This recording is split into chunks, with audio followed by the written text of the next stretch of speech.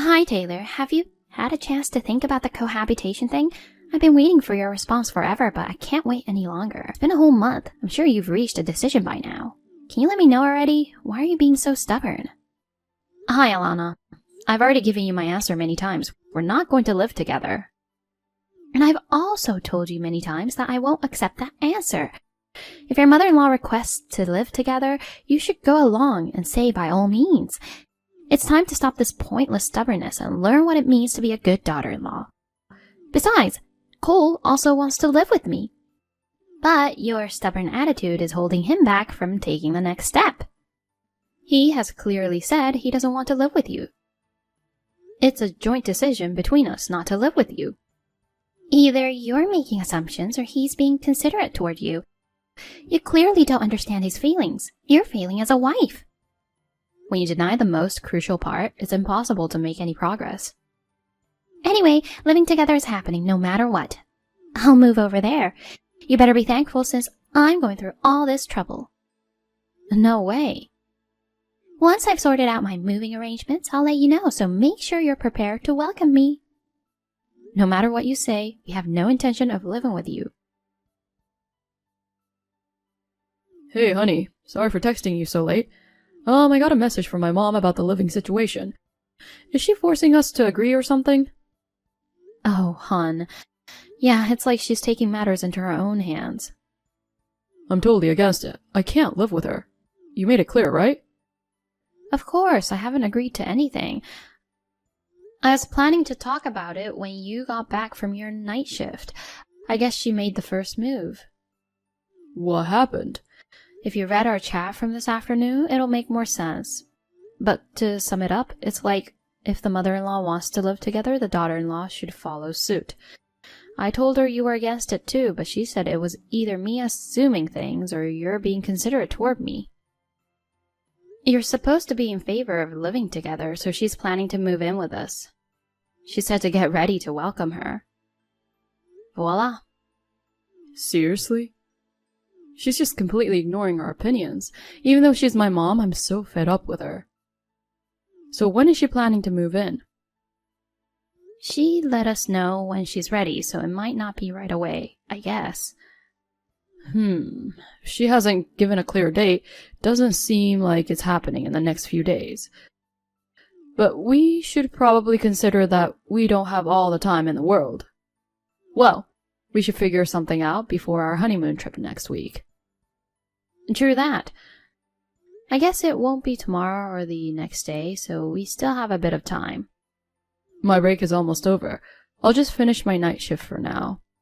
Let's discuss it tomorrow for sure. Got it. Good luck with your work. Taylor, you guys are going on your honeymoon today, right? Yes. You'll be back in a week, right? Right. Okay, so what time do I need to be at the airport? JFK or Newark? What? I'm asking you.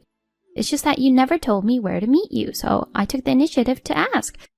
Seriously, hello? You can be such a scatterbrain sometimes. Do you mean you want to come to the airport to see us off? Huh? I'm going on the trip with you. What else? What the? So where and when are we meeting? Well, I, didn't book your ticket.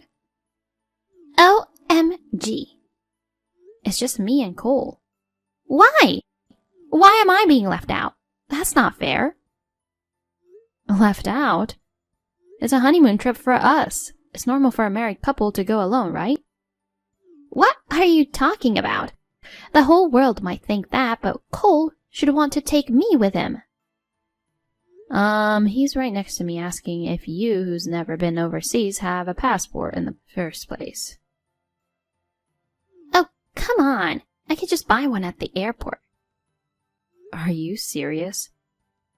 Why? You can't buy a passport at the airport. You have to go to the passport agency, make an appointment, and submit an application. Passport agency? I think the nearest office to where you live is probably W Main Street in downtown Rochester. Then I'll go right away. I'll swing by there and then head to the airport.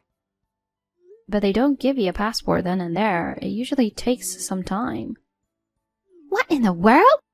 So I can't go with you? No, you can't. Did you plan this on purpose? Huh? I guess this is why there was no prior discussion. When you arranged the trip, you intentionally left me out and only booked for 2 of you, right?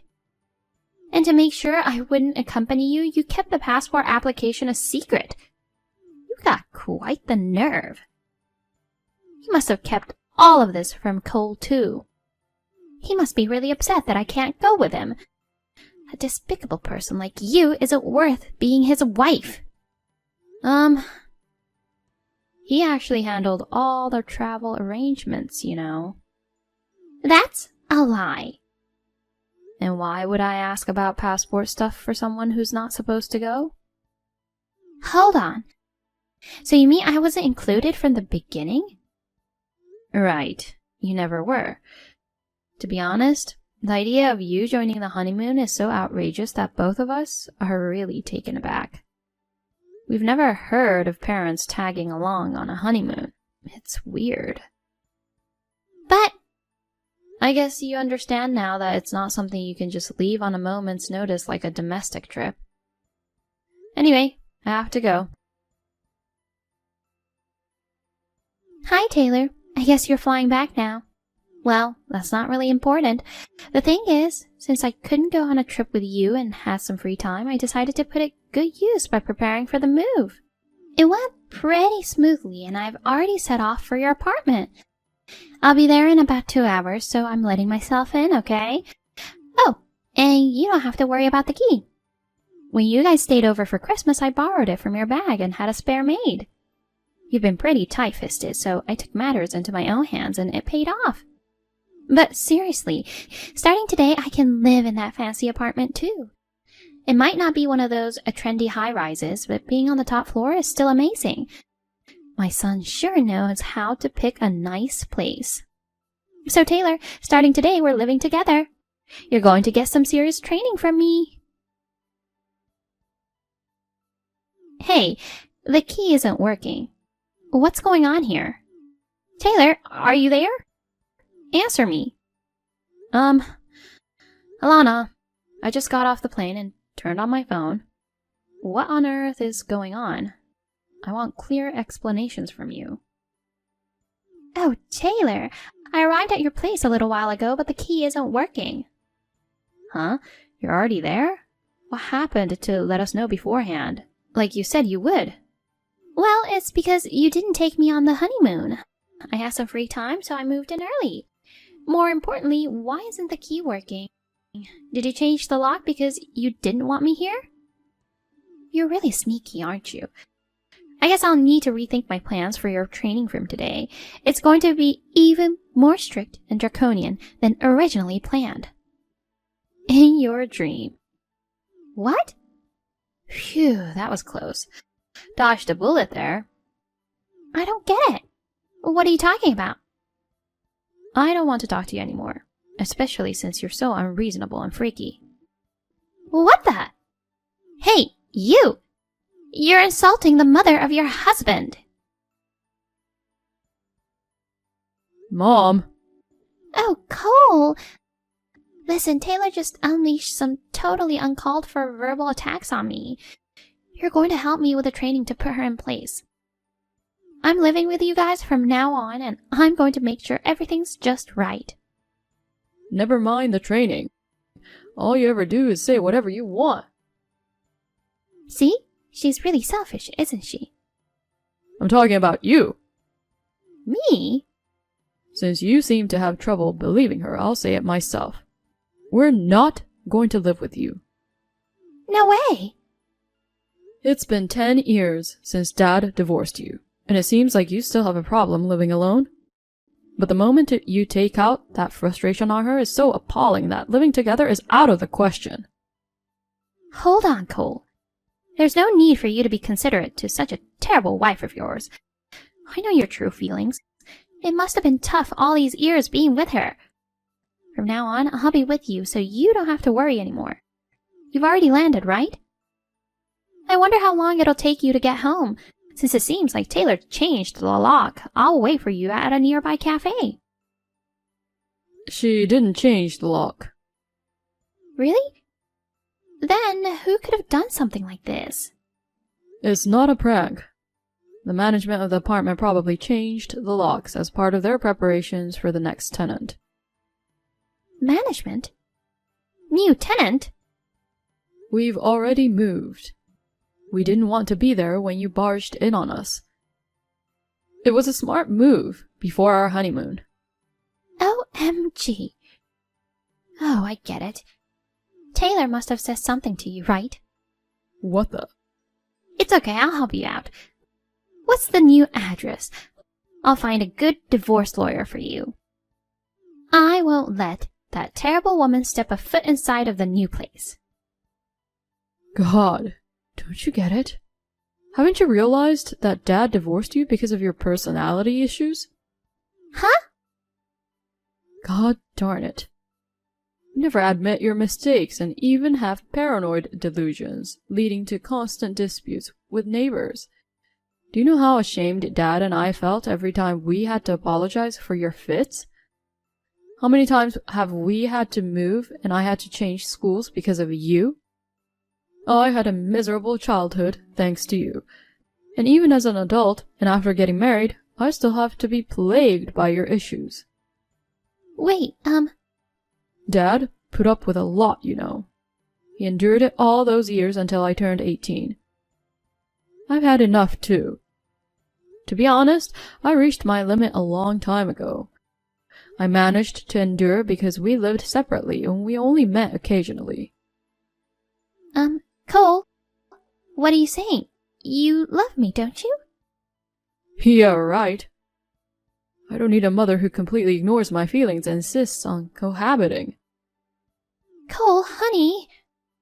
This is the very last time I talk to you. Goodbye. Cole! It seems that Alana was hoping to sneak into our apartment and start cohabiting while we were on our honeymoon. However, her plans took an unexpected turn when Cole declared estrangement, leading to a tantrum and even involving the police. Moreover, when she mentioned her ex-husband as her emergency contact, it was a complete dead end. He's currently living abroad. He anticipated that she might cause problems in the future, so he moved away early on. The honeymoon also had the purpose of visiting him, so there was no way we could take her. In the end, she returned to her hometown where there was no longer a family. Her infamous reputation from back then still haunts her, resulting in an abrupt shunning by the community. But she is probably still living in her lonely world filled with self-pity and delusions of victimhood. Hey Sarah, what are you up to right now? Are you at home? Yeah, it's getting dark out, so I don't have any plans to go out. What's up? I'm going to drop by a coworker's place and pick up his child, and then we'll head home together.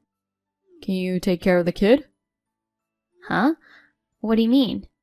They're going on a 5-day vacation starting tomorrow, and I volunteered to babysit their child. What? Hold on. By the way, he's a 3-year-old boy. Seriously? What are you thinking? What's wrong? You do realize I'm in a state where I could give birth at any moment, right?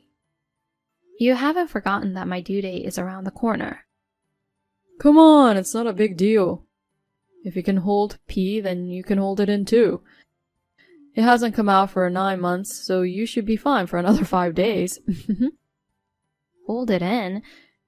Don't you understand that childbirth doesn't work like that? I have no control over when it happens. Yeah, looks like I'm dealing with a pregnant diva here. I can't deal with your tantrums right now, so that's that. Hey! Anyway, I'll bring the boy home, so take good care of him. Hey, where are you? Austin. Hey, you! What the heck are you thinking? You haven't cooked dinner? Haven't even prepared a room for the boy. You're not even here. Don't you have any consideration for your hard-working husband? You're lacking in your duties as a wife. You're on maternity leave and have some free time, so you should be more responsible. Don't act like a spoiled brat just because you're pregnant. And what about you, you idiot? What? Are you in a position to say that? You have the nerve to call your hard-working husband an idiot? Seriously? I'm typing this on her phone. It's from the perspective of a fellow wife. Wait, who? It's your mother. Huh? Mom, why? I received an SOS from her.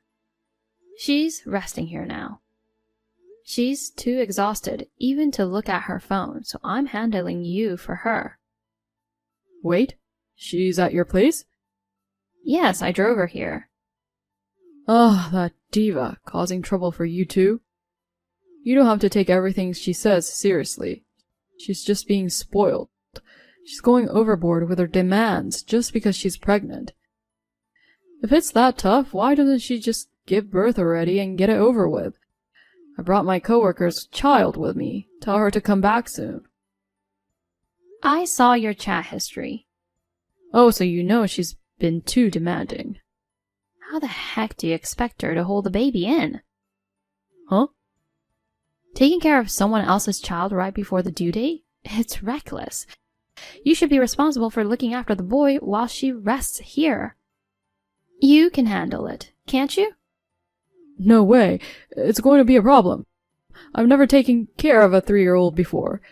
He's my coworker's child, so if anything happens, my position at work could be in jeopardy. Then why did you agree to take care of him? Because I'm having Sarah look after him. It's a parenting trial for her, you know? It's definitely wrong to ask a woman in the final month of pregnancy to look after someone else's child. But when my friend's wife was pregnant, she cared for their older child just fine. It's not fair to single out Sarah. She's just being lazy and not doing what she can. It's normal for women to be able to take care of children even during pregnancy, isn't it? Are you talking about Mark's wife? Yeah. There's a precedent, so I've decided not to spoil her. He's cooperative with his wife, helps with the chores as a given, and actively takes care of their older child. Wait, he does chores? His wife is very grateful for his help, so it seems like he can, right? But what about you? I hear you basically delegate all the chores to Sarah. You don't listen to her when it comes to parenting topics. You often go out from morning till night on weekends. And I heard you scolded her for wanting to stay with her parents right after giving birth. Because she's just going to depend on them. If we let her have her way with things like having her parents around, she'll just become more spoiled and stop listening to me. As a husband, it wouldn't be respectable if my wife became defiant and stopped obeying me. You're already doing plenty of shameful things as a husband and father-to-be. On top of that, you agreed to take care of someone else's child during this crucial time? Doing so is a huge responsibility in itself, get it? You sound more concerned about your position at work. But did you ever think about the possibility of the child getting hurt?